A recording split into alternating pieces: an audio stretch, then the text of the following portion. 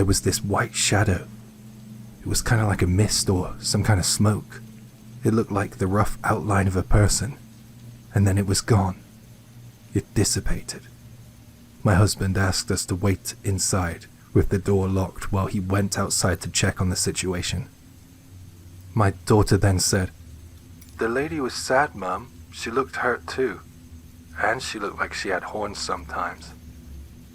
I was frightened, really frightened at the idea that there might be someone out there trying to persuade my child to let them in, and equally frightened that I might have just had an encounter with the supernatural.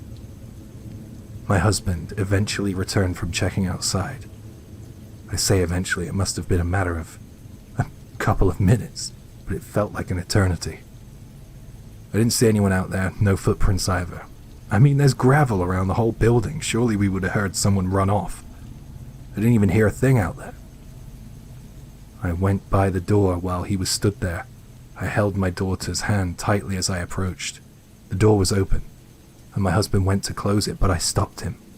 I wanted to take one good look out there.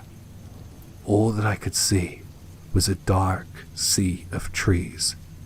The tree line was about 20 foot from the cabin, and all I could think of was, what could that tree line be hiding?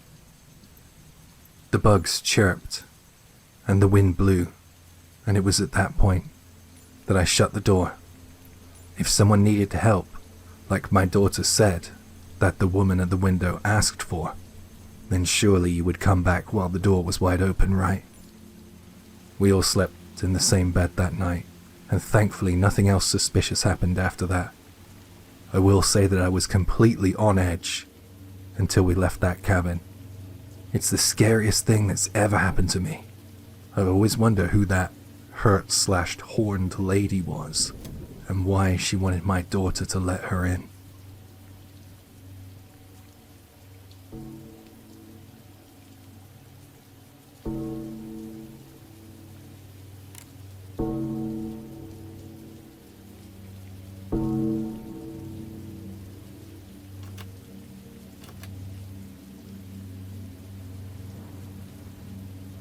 Maybe it was just a coincidence, but it all started with a program I watched on TV.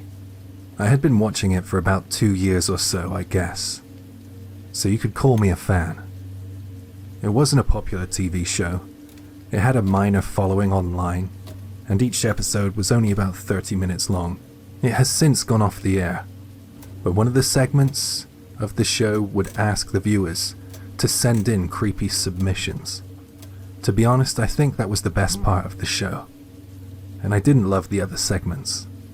Just to give you a flavor of what some of the submissions were like, I'll give you some examples. There was one where this guy sent in a video of his pet acting really strangely. That one was pretty scary. Another one was of someone filming a very odd billboard as they passed through some town in the middle of nowhere. I can't remember what was on the billboard exactly, but that one was really weird. If you submitted a video of something strange and mysterious, and your video was selected to be on the show, then you won a prize. Every time I watched that show, I would think to myself, I could come up with something that would make it on the show. The prize, whatever it was, didn't really matter to me. I just wanted to think up something cool to fit the theme. Then my idea came to me. Although I guess it wasn't the most entertaining idea, it was my idea, and I couldn't wait to get started on my creation. I immediately started preparations, and the more I did, the more I loved it. It was a fairly straightforward idea. I wanted to attach a noose to something like a tree limb and make a sign to go with it. That's all it was. I wanted my sign to read, "Feel free to use this." And I wanted to be able to stake it into the ground, so all I needed was some wood. After I made the sign, next was the rope. I had to look online for how to make a noose. I thought it was going to be difficult, but it was a little easier than I thought. Hi, Jay here. Feel free to use this is a common phrase that you might see outside of public restrooms and drinking fountains in parks. That should give you a little bit of an idea of the writer's intentions. Back to the story. Now my creation was ready. All I needed to do next was to find a place to take a photo or a video of it, and then I could make my submission. I had some annual leave left available, so I decided to take a day off and drive out to the woods. I drove for miles to get there, because I knew that there was a quiet and peaceful forest just on the outskirts of the city. I got out of the car at a random spot, and I carried my rope and my handmade sign with me, careful to make sure I wasn't seen by anyone. I knew these woods were very, very quiet though. I headed into the woods. I was walking through the forest, and as I got deeper in, I managed to find what I considered to be the perfect spot. I found a solid pine tree. It was pretty big, and it had thick branches. There was a really thick one that jutted out about 3 meters above ground level, which is close to 10 feet. Just in front of the tree, I stuck my "Please feel free to use this" sign into the ground. I made sure it was really deep. Thankfully, it had rained that day, so the ground was plenty moist. Next, I climbed the tree, which proved to be very difficult in those conditions. And then I shimmied over to the branch that I had selected, and I tied the noose. When all was complete, I climbed down from the tree and stood in admiration of my work. I was pretty satisfied. By now, I'm sure you get my idea. I wanted to take a short video of me stumbling across a noose hanging from a tree with a sign in front of it saying, "Please feel free to use this." I know it's not in good taste, but I was certain it would have been good enough to get on that TV show. I thought it was actually a really cool idea. However, when I went to take the video, something didn't seem quite right to me. It looked all a little too new, if you know what I mean. The "Please feel free to use this" sign that I had bought from a hardware store in the city stood out like a sore thumb. Also, the wood I used to make my stake and sign looked like it had just been picked out of a timber yard. It looked fake. And though it was, I wanted to make my video look real. One saving grace was the rope. That didn't look too bad, but this brand new sign, supposedly being discovered deep in the forest, would not do. I had to think of how I could make my video. I didn't want to go to all that effort and then not make a submission. I thought about it for a while, and then it came to me. Because it had been raining, and more rain was forecast, I figured that if I left my sign out there for a while, it might end up looking a little more authentic. You know, a little more weather-beaten or something like that. I figured the wood of the sign would get covered in dirt and leaves from the wind and rain, and that would create the desolate atmosphere that I was looking for. Of course, I was a little worried that some hiker or someone would find it and remove it, but I guessed that was a risk I just had to take. If I wasn't living in an apartment block, I would have put my sign in my garden or something. I was worried that someone might get mad and destroy the sign. You know, some overcautious, easy-to-offend know-it-all. I didn't want the law to get involved either, because to me this was nothing but a light-hearted prank. I don't think that I had committed a crime. I mean, essentially it's just a piece of art, right? With all that in mind, I decided not to be that bothered by leaving it there. Who cares, was my final thought as I headed back to my car through the forest. The following couple of days became very busy for me, and before I knew it, I had completely forgotten about making my video and the sign and the noose out there in the woods. Exactly 1 month later, I remembered that my piece of art was still out there in the woods. I remembered while I was watching that TV show, the one I was supposed to be submitting my video to. I immediately got in my car and drove off to the forest to see if it was still there. During the month I had forgotten about it, there had been some typhoons passing through my prefecture. When I arrived back at the forest, I noticed that there had been a lot of growth. The weeds and brush were difficult to wade through, the grass was thick, and the forest floor was littered with broken tree branches and leaves. It made it tricky to find my creation, and I would be lying if I said I didn't get a little lost. It didn't help that it was getting dark out too. Not too dark then. I found it after a while, but the second I laid eyes on my creation, I knew that I couldn't capture it on film. As I had hoped for, the atmosphere surrounding the tree looked, in a word, desolate. My signboard, which, when I left it, was a brilliant white, had now greyed, and the letters had slightly run. One thing was the words, "Feel free." They stood out as their letters looked completely untouched by the elements, and that was pretty eerie to me, but not as eerie as what I saw, because someone had taken my prank very literally. The noose that hung from the tree now suspended a body a few feet off of the ground. I think it was a woman, as the hair was long. It was matted with leaves and slick with rainwater. I couldn't see her face, and I am very grateful for that. I didn't know what stage of decomposition the body was in, and I didn't want to. However, just based on how static the body hung, I could tell that there was no life there. Due to the wind, the body slowly swung side to side now and then, and the tree limb and the noose creaked and squeaked in the breeze. The body slowly twirled, and just at the point where it would have been side-on facing me, revealing the face of the victim, I ran for it, and I ran as fast as I could. I was so scared. I am still scared, by the way. I thought about calling the police, but it turned out I was too scared of doing that too. If I reported it to the police, then what would happen to me? They would find out that I was the one who set it up. They might even stupidly think that I encouraged people somehow. I have wondered if what I did can be considered an assisted suicide. I don't think it should be. I don't think I should be accused of a crime when all I did was make a sign. I guess at the very worst, it could be seen as a mean-spirited prank and nothing more than that. But the thought that I could be accused of goading her into making her final decision, if I could be seen as encouraging her, that scares me the most, because that wasn't my intention, and that could get me in a lot of trouble.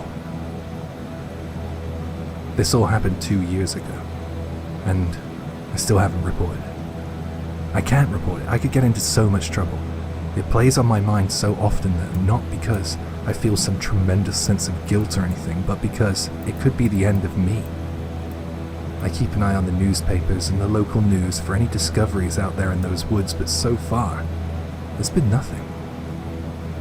That's pretty frightening for me too, because for all I know, that body, that poor woman, may still be undiscovered, still squeaking and creaking in the breeze.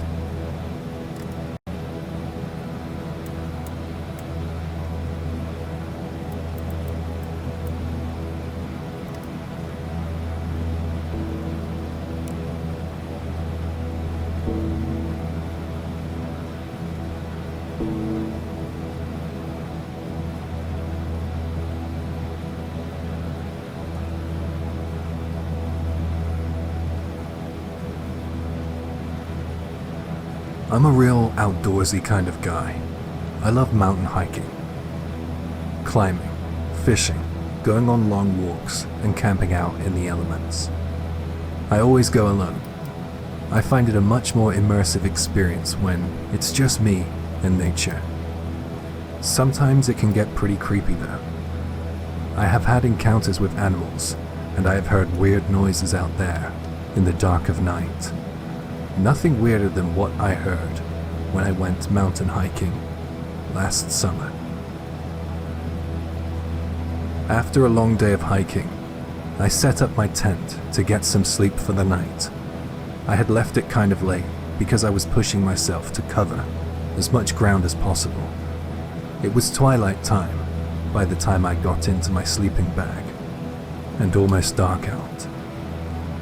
I got to sleep pretty quickly, but later that night I was woken up by some strange noises. It sounded to me like water splashing, kind of like a stone being dropped into a deep puddle or something. I roughly knew where the nearest water source was. It was a river, and it was pretty far from where I was camping. I lay there in my tent, thinking, what?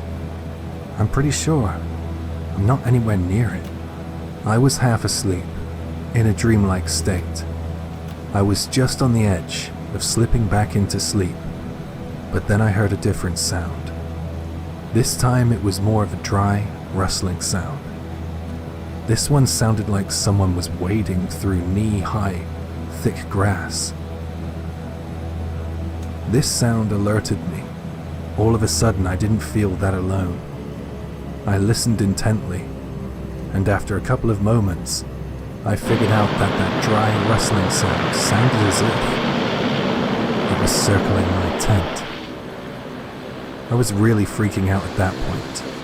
I mean, I had a knife, but it was in my rucksack, at the foot of my sleeping bag. I was too scared to make a grab for it. I didn't want whoever was out there to know I was awake because, at least then, I would have the element of surprise on my side, if they thought I was asleep. I tensed up and tried to keep my heavy breathing to a minimum, all the while desperately trying to think of what to do next. Then just as quickly as it began, it was over. The rustling through the grass headed back off the way it came. Then the first noise that I heard came back, that dripping, watery sound. And then there was nothing, no more sounds, except for the distant cry of crickets and other nocturnal animals. I wasn't able to get back to sleep that night. I couldn't stop thinking of those sounds, the water one in particular. My mind was torturing me with possibilities of what was out there. Could it be a bear? Some random person out here? In the middle of nowhere?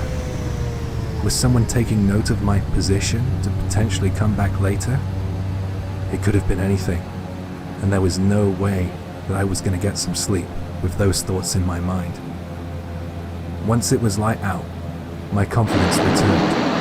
I got up and took a look around. I wanted to find a logical explanation for what I had heard. I noticed something. It was a stone structure, a little ways away from where I pitched my tent. It looked very old. It was a well. It was weird though, because what was the use of having a well this far out into the mountains? Perhaps there was a village here, or a house in this area, in days gone by. I thought about it to myself until that thought was replaced by another unpleasant thought. Those noises that I had heard last night, it all made sense now. To me, it sounded like something climbed up out of the water of the well, circled my tent, and then returned to the well. I went over to the well and gingerly looked inside. There was nothing but a reddish-brown color at the bottom of an empty well. That well had been dry for a very long time. I have no idea how what I heard the night before could have even been possible. It's the strangest thing that's ever happened to me.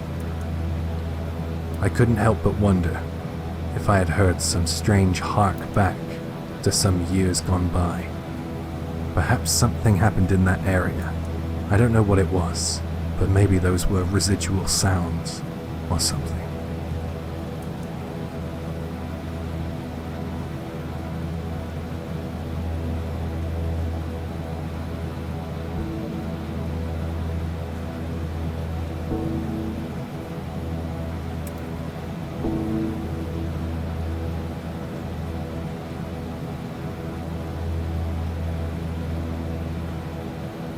This isn't my experience, but one I have heard from a very good friend of mine. I've asked him if I'm allowed to share it, and I am. I just hope to do it justice, and oh my god, if this happened to me, I don't know how I would be able to sleep. I will go into the first person narrative from this point forward. It all happened one night when I was out in the mountains. I was set to be staying with some friends that I hadn't seen since school. I was invited by a childhood friend, but besides him, everyone else was pretty much a stranger. We were set to be staying in a mountain lodge. It looked really nice, just a pure wooden structure, a log cabin, essentially. They had all raved about the lodge before, and I was excited to see if it lived up to the hype. It did. It was a really nice place. It was in the middle of the mountains, pretty rustic. We had plans to go on a hike the following morning. We were supposed to be getting an early night, but we ended up staying up later than expected. I turned all the lights off in the lodge in preparation to turn in for the night, and then I heard something strange. I heard this weird, dull noise at the lodge's door. It wasn't very loud, it was barely noticeable. We had left the door open a little to allow airflow, so it was a bit weird. To me it sounded like something sharp hitting a tree, like those axe-throwing thingies but lighter. My friend, who was the sort of leader of our little hiking get-together, as he was the oldest, approached the door and pushed it shut and locked it. He didn't say a word, and neither did anyone else in the cabin. No one seemed to be that bothered by the noise, so neither was I. After that, everyone went to their beds, and we all went to sleep. When the morning came around, I got up to wash my face. It looked like a warm morning, so I opened the door to allow in some fresh air. I was a bit curious about that noise I had heard the night before, too. What I saw that morning was pretty freaky. There were loads of these weird fishing hook-like hooks and nails jutting out of the door. They had been stabbed into the wood. From each hook was this thick, coarse black thread that trailed off into the distant trees and bush. I couldn't even see where it ended. I stood there completely perplexed by what I was seeing, and after a couple of moments, some of the others in the lodge came downstairs and stood by me, by the cabin's open door. Something came down from the mountains last night, huh? Maybe there wasn't much prey in the mountains last night. The guys were saying stuff like that when they saw the hooks in the door, and that made me feel really weird. I felt like I was the only one who didn't really know what was going on. They didn't seem that fazed. After those brief comments, the conversation changed. I couldn't stand it. I had to ask them about those hooks. Locals say that a disturbing woman lives out there in the woods. She uses them hooks you saw to hunt down small animals, apparently. Here, look at this. One of them said, as they pointed at one of those gnarled hooks splintered in the wooden door. He didn't point at the hook, he pointed at the thread. Well, I thought it was thread at first, but on closer inspection, I realized that it was human hair. Matted, gross human hair that had been woven into this kind of rope-like quality. It was disgusting. Before we left, one of the guys pulled out his machete and prized those hooks out of the door, and then cut the thick rope of hair into pieces. We took those fishing hooks with us back down the mountain. I say fishing hooks, but they weren't exactly made of iron. They were more like splintered bone, sharpened rock. We threw them in the garbage at the foot of the mountain. It really freaked me out. Once again, it felt like I was the only one who had found it strange. Nothing happened after that. It just seemed as if people were fine with this feral person living out there in the mountains. I decided not to bother hiking the following day. It was all weird, far too weird for me.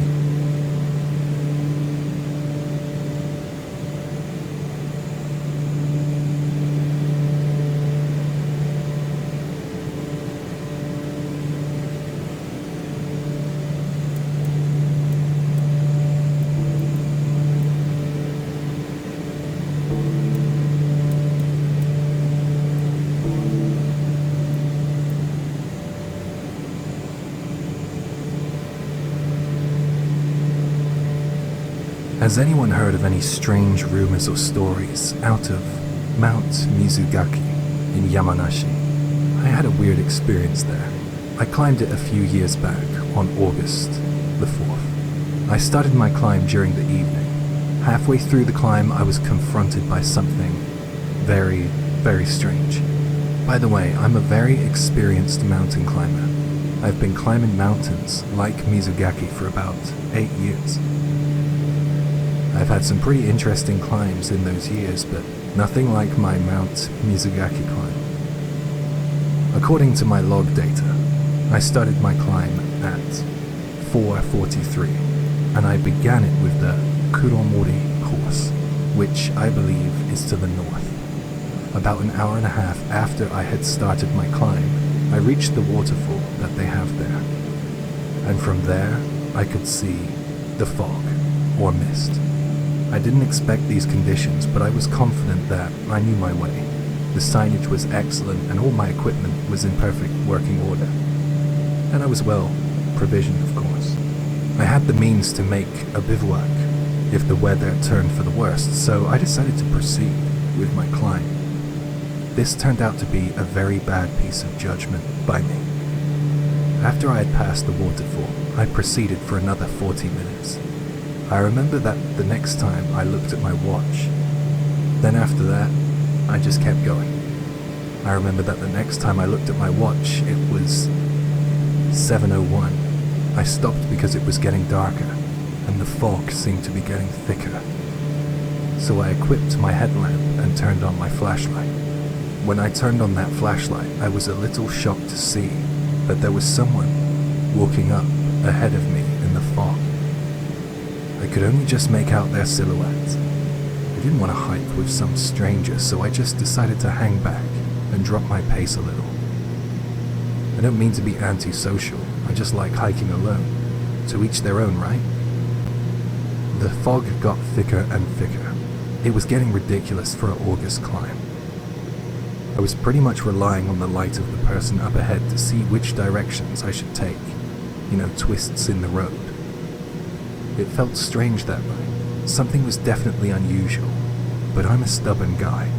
I probably should have turned back, but I kept going. I didn't want to lose to the mountain. Even if I slowed my pace right down, the distance between me and that other climber never seemed to change. It was constant, and that went for the light I was seeing up ahead of me. I noticed something about that light at that point too.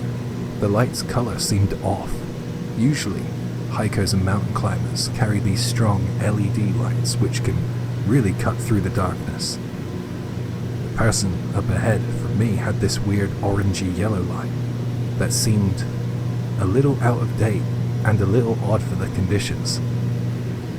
Whoever was in front of me looked back now and then as well, and I would have expected the light of an LED torch to blind me, but that light didn't. I checked my watch again, and it was just after 9 p.m.